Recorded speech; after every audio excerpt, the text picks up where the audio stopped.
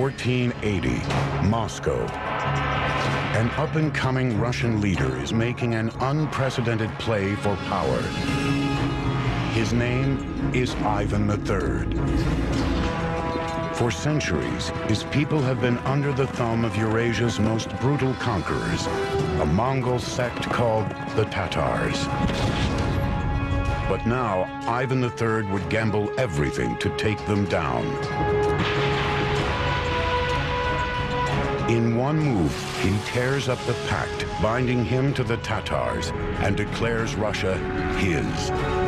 In the balance hangs the future of the Russian people. If Ivan loses, it means his life. If he wins, Russia will become the land of the Tsars. Hello, I'm Peter Weller.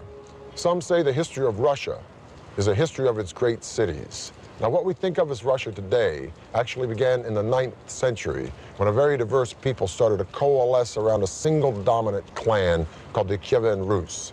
The Kievan Rus were from the Ukraine, but they migrated here to a very forested area around many rivers and lakes and started a small trading hamlet called Novgorod, meaning new city. Oral tradition tells us that life in Novgorod was so chaotic and so tumultuous that the people actually invited a Viking warrior named Rurik from across the Baltic Sea to come here and establish order. In Novgorod, the Kievan Rus flourished. They borrowed the religion and building technology of their neighbors, the Byzantines, to build new cities and towns as the population spread. One of these outposts, located in the fertile heart of Western Russia, was called Moscow. Moscow, whose date of founding is officially given as 1147, was a small, essentially log fort on a river by the name of Moscow, Moskva. As their cities developed, the Kievan Rus became known as Russians. But with no unified ruler or defenses, Russian cities were prime targets for invasion by the era's most aggressive conquerors, the Tatars. 1237, the Tatars charged across the Volga River with 120,000 riders. The early Russians were no match for this seasoned militia. For nearly 24 months, the Tatars devastated Russia. But for the rulers of Moscow, the invasion was an opportunity to buy favor with the invaders and rebuild better than before. Moscow's rise started in the 14th century, very clever, cunning, ruthless politics on the part of the Grand Princes of Moscow, who managed to ingratiate themselves with the Tatar masters and achieve the ability to collect taxes from the other Russian principalities. Under the protection of the Tatars, Moscow began to bleed its Russian brothers dry, swallowing up neighboring territories to form a single Muscovite state. But its leaders were still forced to pay off their hated Tatar overlords.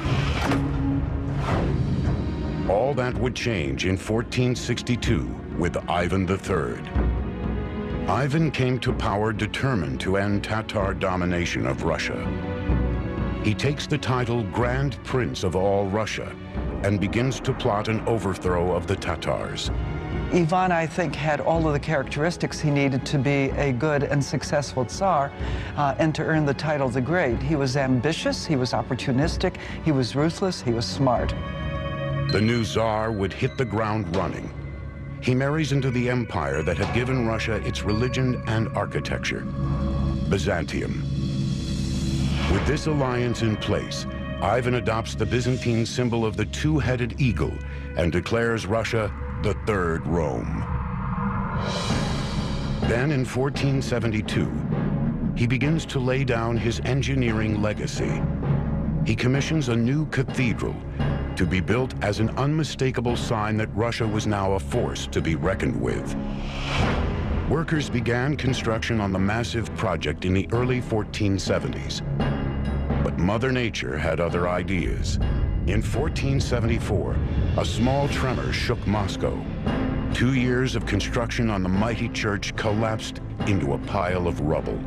Built crudely of heavy stone on insufficient foundations, it was an accident waiting to happen.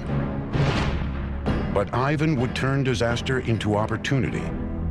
At this point, Ivan III does what any shrewd ruler would do: find the best people. And the best people of that period, the 15th century, were in Italy. Ivan finds one Aristotle Fioravanti. Fioravanti was known as a skilled master architect throughout Italy.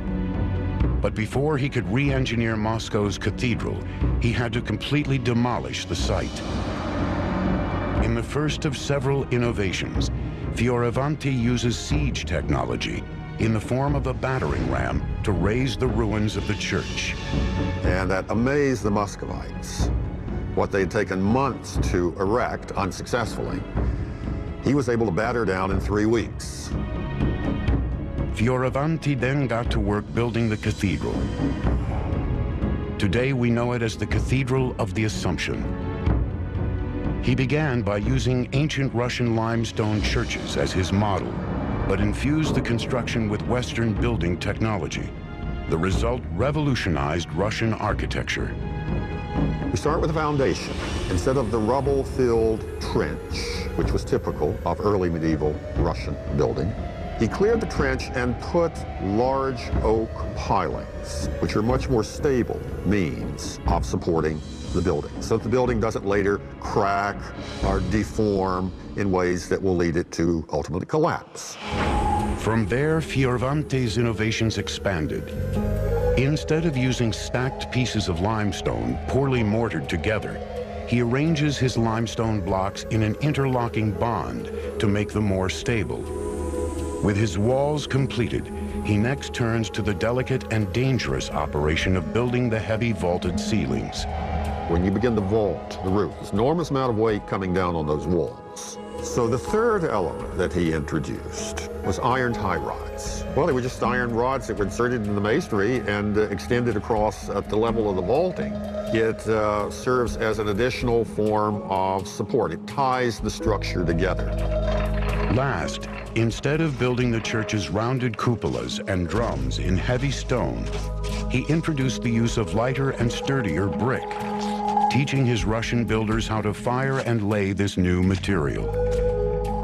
So that from the pilings to the wall bonding, to the tie rods, to the upper structure, Fioravanti used a new set of techniques which had been mastered in Italy, but put them within the context of Russian symbols. The finished cathedral stood over 150 feet tall. It was a stunning and imposing edifice. With his symbol of power in place, Ivan was now ready to challenge the Tatars. Their response is quick. They raise a massive army and charge Moscow. Ivan raises his own force, and the two sides clash at the Ugra River, 300 miles west of Moscow. After months of standoffs, the Russians finally overrun the Tatars. Ivan had successfully vanquished the oppressors who had subjugated the Russians for nearly 3 centuries. And with his legacy cemented in mighty monuments of brick and stone, Ivan III becomes Ivan the Great. By the time of his death in 1505, Ivan had created an independent Russia, but he had not yet created an empire. That distinction would belong to another Ivan, whose absolute authority and inhuman cruelty would earn him the title Ivan the Terrible. In 1472, Ivan III married Sophia Paleologus, the niece of the last emperor of Byzantium. Pope Paul II arranged the marriage.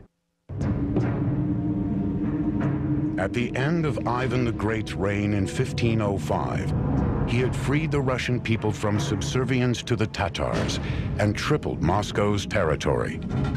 In other words, it went from 15,000 square miles to 45,000 square miles, which was an enormous accomplishment in itself, and that would earn him the title the Great. But the Tatars were still a problem. Although they had retreated from Moscow, their capital, Kazan, stood in the way of Russia's expansion east.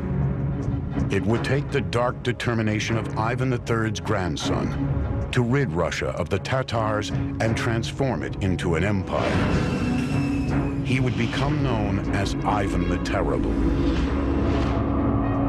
I think the greatest single period of expansion was under Ivan the Terrible.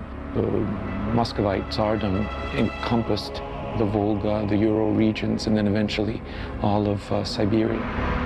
This great emperor would start out as a deeply troubled young man. Ivan's father died when he was a child, leaving him witness to a brutal struggle for power involving torture, execution, and murder. These atrocities would scar Ivan for life. Ivan the Terrible's traumatic background as a child, I think, produced an Ivan who was terrible. Even as a young child, he tortured animals. He seemed to be cruel and sadistic. By the time he came to power in 1547, he was convinced that he was personally anointed by God to rule Russia. He was the first Russian ruler to have himself crowned formally as Tsar. And Tsar is simply a Russian derivative of Caesar. It's an imperial title. As Tsar, Ivan found the perfect outlet for his fierce and ruthless intellect by launching Russia's first modern offensive called the Siege of Kazan. Ivan first created a new army of nearly 150,000 men, including artillery and engineering units trained in the latest siege tactics from Europe. His engineers adapted these foreign teachings to suit Russian warfare. In a first for Russian engineering, they designed a portable structure to defend Russian troops on Eurasia's exposed plains. It was called the Gulai Gorod. This was actually a movable fortress. Gulai Gorod consisted of wooden screens or wooden boards.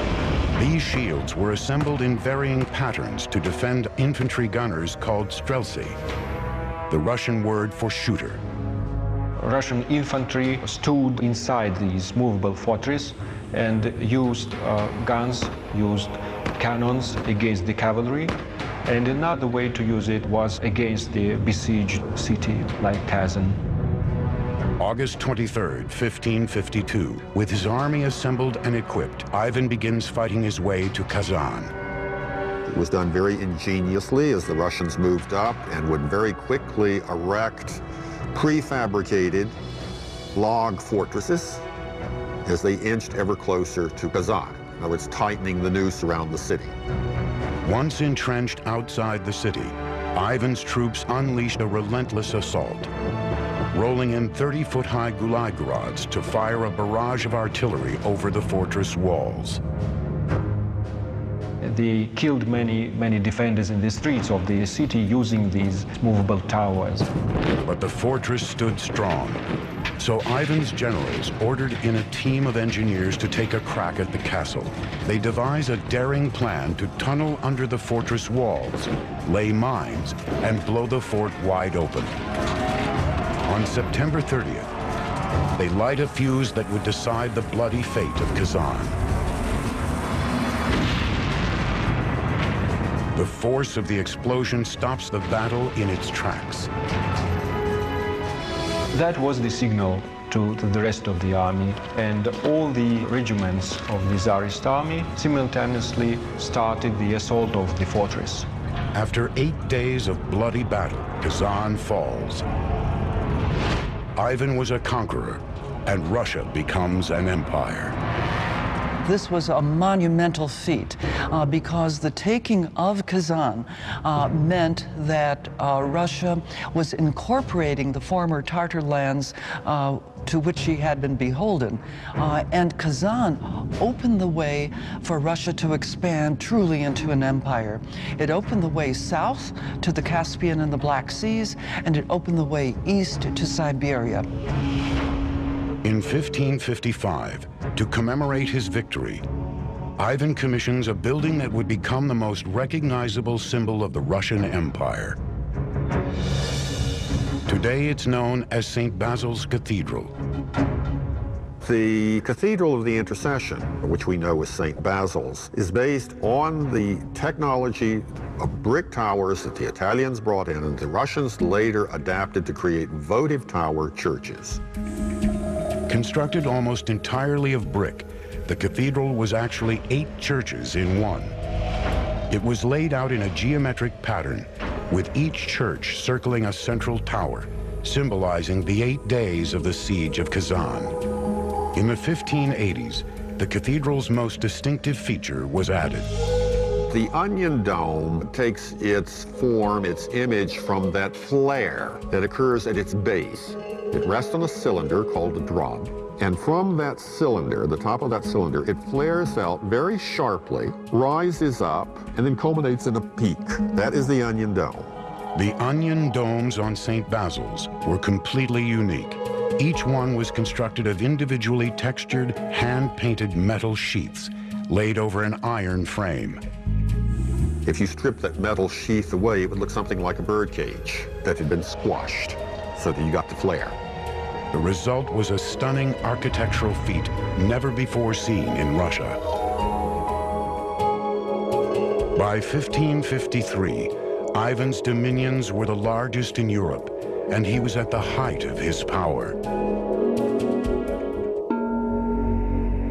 But his deepening paranoia and iron grip on the jugular of the nation were slowly strangling his empire.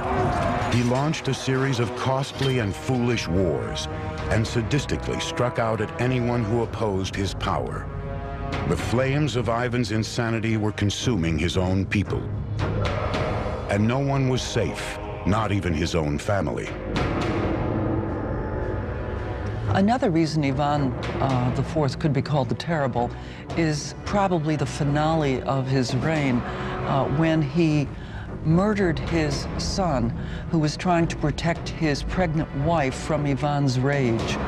Ivan had beaten the woman so severely that she miscarried. When his son confronted him, Ivan turned on him too. In a blinding rage, he struck out, killing him instantly. With one swift move, Ivan had destroyed his own line of succession. By the time of his death in 1584, the empire was in a shambles. Soon after Ivan came the decade-long so-called Time of Troubles, a civil war combined with a war of foreign intervention. In the course of that, Muscovy, Russia, came very close to losing its independence. Just 1 century after achieving independence, Russia was on the brink of disaster. But soon a Russian giant would appear on the world stage, stunning everyone by engineering a shining city in the middle of nowhere. Ivan the Terrible married 7 times and even proposed to a lady in the court of Queen Elizabeth I of England. 1696. A new czar comes to power with a revolutionary plan to pick up where Ivan the Terrible left off and transform his backward nation into a modern empire. His name is Peter the Great. Peter the Great was an absolutely unique person. A giant, both physically, 6.5 feet tall, as well as in terms of personality. He disregarded convention and tradition. He was endlessly curious about new things. Peter's enormous size was matched by his ego. A constant whirlwind of activity occurred around him, and he took on the tasks of a dozen men. He was really an extraordinary, larger-than-life person.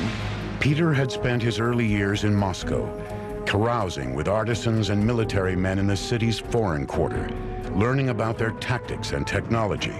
Peter was not only entranced with European technology, he was also very aware of Russia's backwardness and weakness vis-a-vis Europe. He wanted to remedy that situation. So one of his first acts was he went to Europe, and he went to Europe incognito. And there he studied the craft of shipbuilding with the Dutch, who were masters at it. He also learned the art of navigation from the English Navy, and he saw the great wealth these European empires were pulling out of their overseas colonies, and he figured they might have use for Russian natural resources. But what Peter really wanted was a piece of the action. And he knew that in order to cut into the pie, he would have to drag his country kicking and screaming out of its gloomy medieval backwardness into the great white light of new commercialism of the Western world. When he got back to Russia, Peter resolved to transform his country into a naval force that would not only trade with the European empires, it would compete with them as a military power. Peter sets his sights on a stretch of land 400 miles north of Moscow, near the Baltic Sea on the Neva River. With godlike vanity, he began envisioning a new naval city that would put Russia on Europe's map. He would call his vision St. Petersburg. A city on that spot had direct maritime access to Europe. The only problem was that this land on the Neva belonged to Sweden. Peter would not be deterred. In 1700, he launched an all-out attack and took the land by force. By 1703, the cornerstone of the city was laid. The new capital that Peter had in mind, it was to be a fortress, was to be the center of the army and the navy. It was to be the window on Europe through which Western ideas, modern ideas were going to flood and spread throughout the entire empire. Out of bloodshed and warfare, St. Petersburg was born. But for the people of Russia, their Tsar's ambition would prove to be a double-edged sword.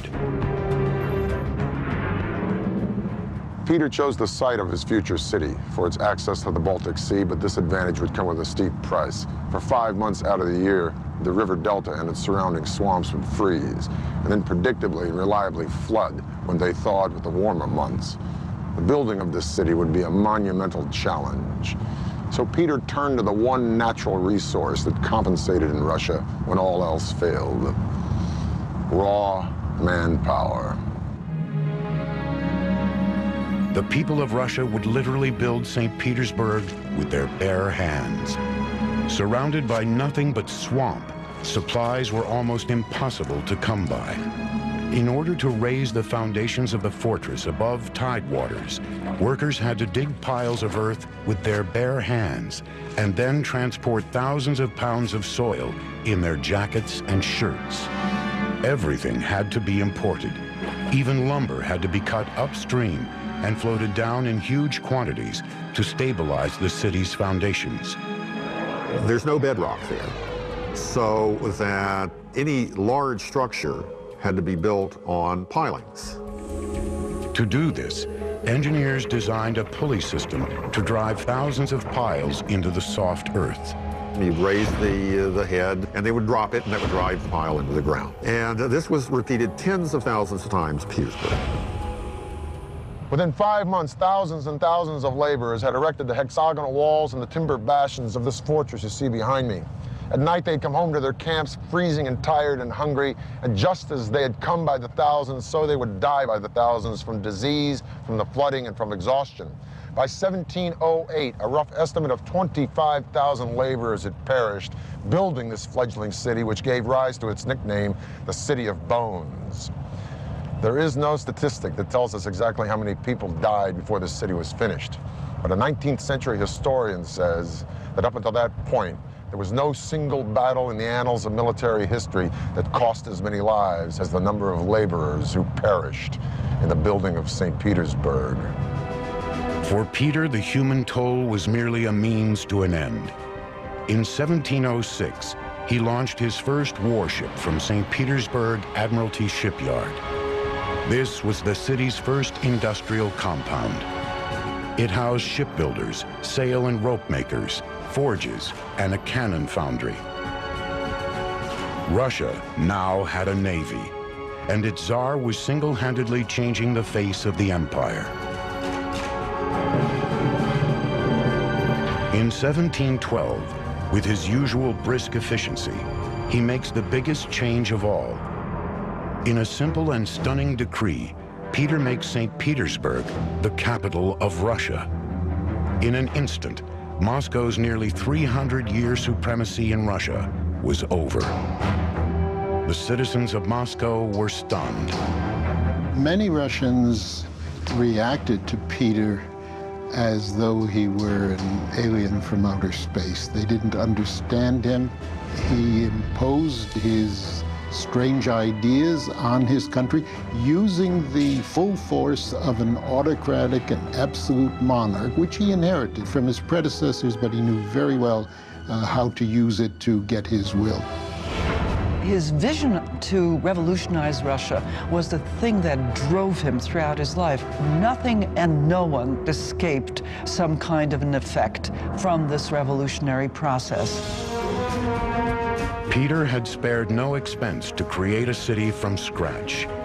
But by 1714, St. Petersburg was still a long way from being the European power center he envisioned. And Peter's years of hard living were about to catch up with him.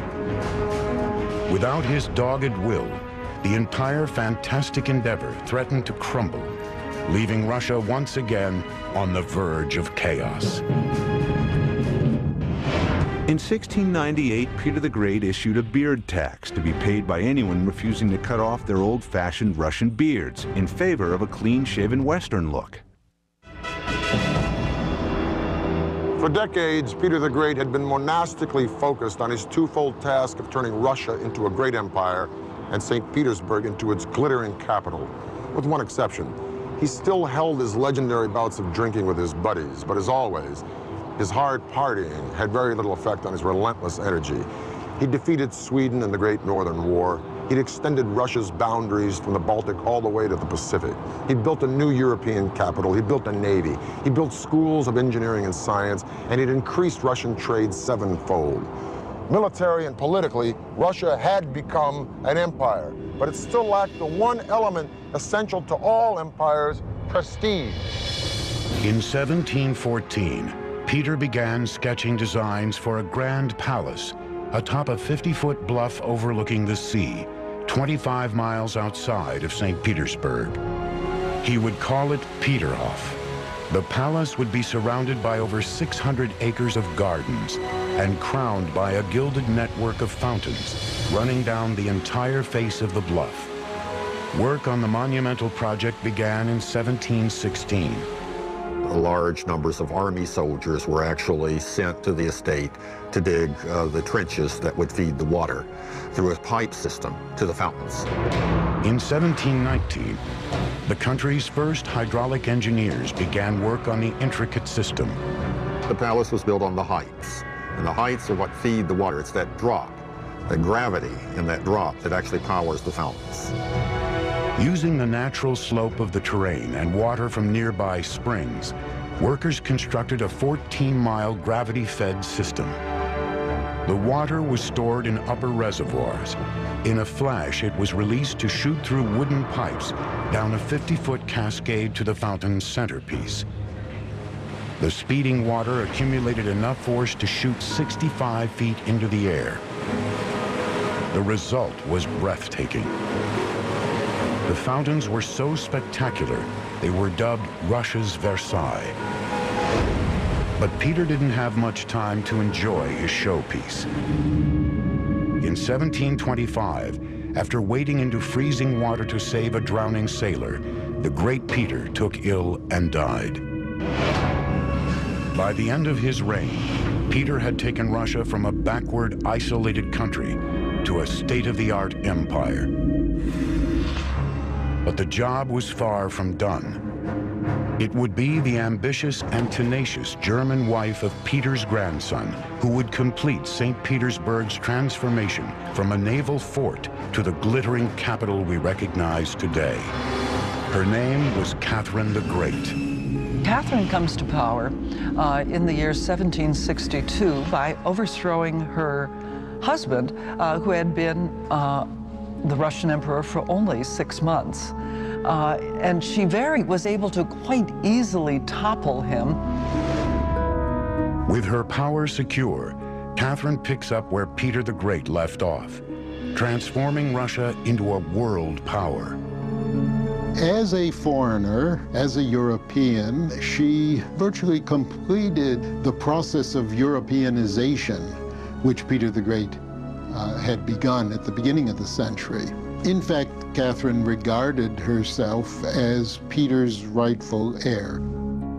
In the 18th century, in order to be a successful monarch, you had to expand your territory, and this Catherine did brilliantly. Catherine annexed some 200,000 square miles of territory, adding vast new wealth to Russia's coffers and expanding the empire to its greatest lengths to date. Second, you were to introduce a wide-ranging program of reform, and this she did. On the home front, Catherine used her new wealth to modernize her city. She was one of the first Russian rulers to address the squalid living conditions of Russia's poor, with plans for hospitals, sanitation, services, and schools. Catherine, during her reign, set up architectural norms for the building of new towns, and she did, in fact, build 216 new towns, complete with plans for how the grid should be laid out, how the central square should be laid out, what kind of facades there should be, what kind of materials should be used in construction. But Catherine's most prestigious building project was the renovation of her royal residence, the empire's most extravagant monument to self-indulgence, the Winter Palace. The Winter Palace was 3 stories high and 650 feet long. The entire exterior was decorated in more than 200 columns and over 150 carved statues. Inside, it contained more than 500 rooms, almost 4 times the number of rooms in the White House. Over the course of her reign, Catherine spearheaded a building boom unlike any the empire had ever seen. Her unrivaled power completely transformed St. Petersburg into an ostentatious and unashamed display of the culture, wealth, and power of the Russian Empire. She wrote to one of her correspondents, "I can't stop myself from building, but building is like a disease. It's almost like alcoholism." Unrestrained building wasn't the Tsarina's only vice. Behind the doors of the Winter Palace, Catherine was known for another form of patronage, taking good care of her numerous and often much younger lovers. She was a hard-working woman. At night, she wanted to have male company. And there were a number of lovers. She treated them very nicely and very generously. She gave them land, she gave them serfs. But Catherine's lavish court and her absolute power to give human beings as gifts symbolized the gulf that existed between the ruling elite and the average laboring Russian.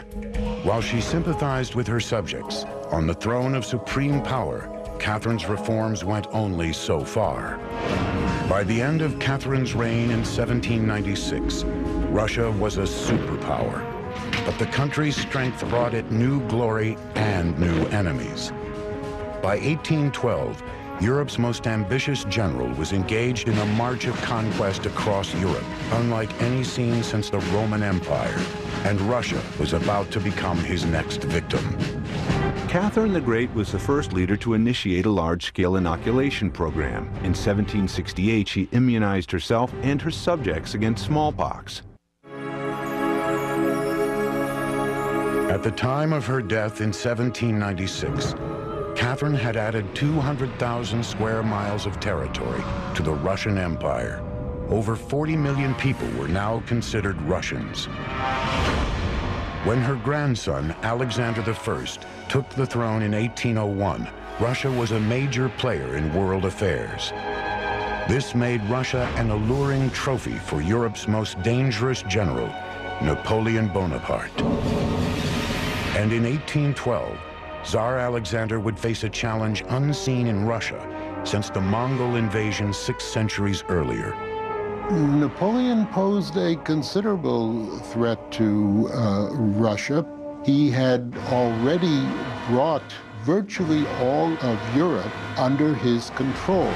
Napoleon entered Russia with an unprecedented army of over 500,000 men.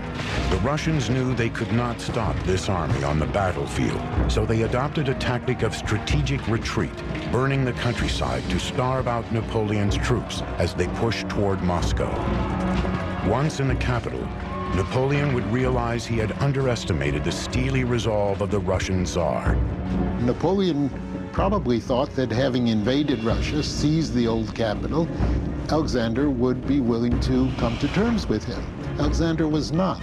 He simply ignored Napoleon until a very harsh winter forced Napoleon to realize that there was nothing to be gained by sitting in Moscow, and so Napoleon began to retreat. Forced to march back over the demolished and frozen landscape from which they came, less than 10% of the men out of Napoleon's original army survived. Mother Russia had broken the unbeatable general. In 1883, Alexander's successor commissioned a grand monument to be placed in the heart of St. Petersburg's Palace Square. It would be a towering symbol of Russian defiance. It was called the Alexander Column. The Alexander Column rests on a granite shaft, red finish granite. It's a monolith, it's one piece.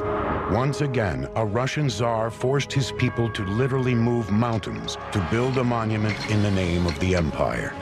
An army of Russians methodically carved the shaft of the column out of the side of a mountain in one piece and shipped it to St. Petersburg.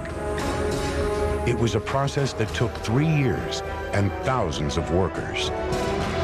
Once in St. Petersburg, engineers faced the daunting task of raising the 700-ton, 83-foot-tall granite monolith.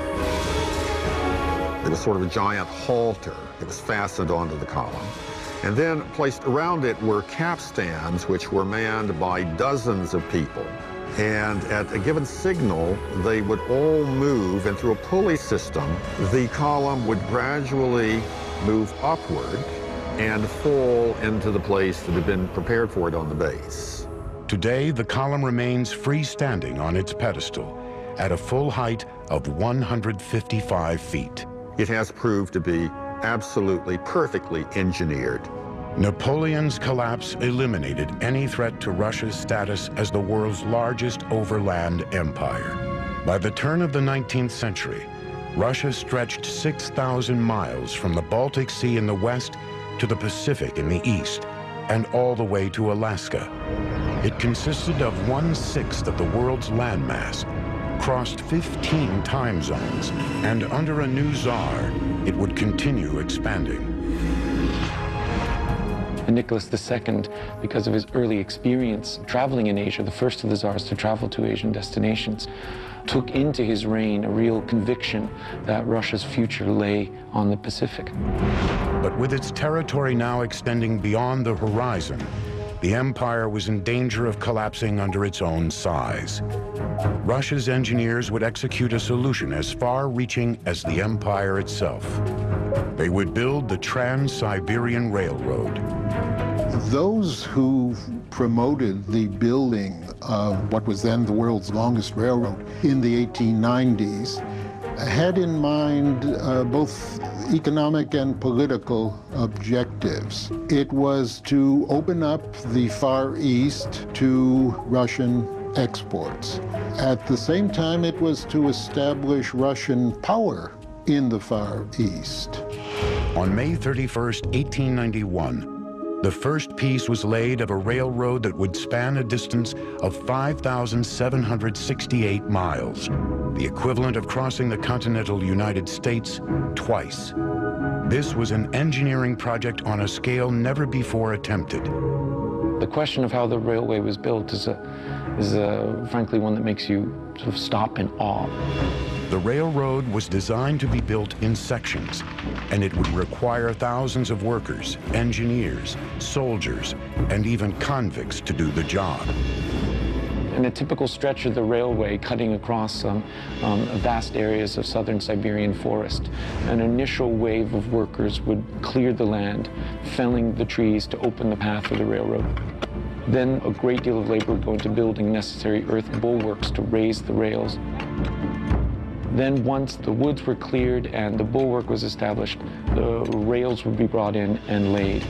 Transporting supplies to these remote sites would prove to be a major challenge. After all, the railroad did not yet exist.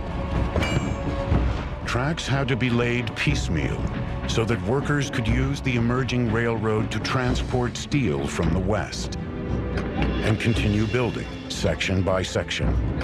And this process was repeated week after week, month after month, over all the years of the late imperial period. The endless toil broke the backs of Russia's workers. It was a very hard job to take, very hard job to take. I mean, you got to conjure an image of isolated wilderness that was transformed into rough and ready workers' camps, with workers camped out under tents or in some cases in earthen dugouts, working for months at a time on stretches of track with relatively limited supplies in the winter, subject to extremely cold temperatures in the summer, to the terrific heat of Russia's continental climate. By 1904, the core railroad was complete. Russia had a lifeline to the east and was free to pursue its next object of conquest, Asia. The problem, of course, was that this put Russia into direct conflict with Japan, which had very similar political and economic objectives. This conflict of objectives led to war between Russia and Japan. In 1905, Russia went to war and suffered a humiliating defeat at the hands of the Japanese. Back at home, the loss fanned the flames of growing resentment toward the Tsar. Then in 1914, the Tsar led his country into yet another war, one that would starve, ravage, and utterly decimate the population. World War I. After centuries of building the world's largest empire with blood, the Russian Tsar was now pushing his people to their breaking point. On March 15, 1917, the people revolted. Tsar Nicholas II was removed from power. The nearly 500-year reign of the Russian Tsars had been destroyed. The key factor in the disintegration of the Russian Empire in 1917-18 was the collapse of the Tsarist regime, because it was the emperor who really provided the glue that held the empire together. The Tsars had used their power to build breathtaking cathedrals, whole cities from swamps, railroads that crossed a continent, and sumptuous palaces that remain unrivaled in their opulence. The history of the Russian Empire can be read as an enormous achievement. At the same time, that achievement came at important costs. In many respects, the empire was built on the backs of ordinary Russians. In late 1917, the Tsar's achievements would be rewritten by a new regime, one determined to level the playing field for Russia's poor. As the mighty empire grew, it would consume more and more of its own to build a palatial playground for the rich and an industrial hell for the rest. By the beginning of the 20th century, Russia's overworked and illiterate poor had had it. Broken by World War, incited by radicals, these people would rise up to demolish the Russia they had suffered for in a fiery revolution that would replace one colossal empire with another. I'm Peter Weller for the History Channel.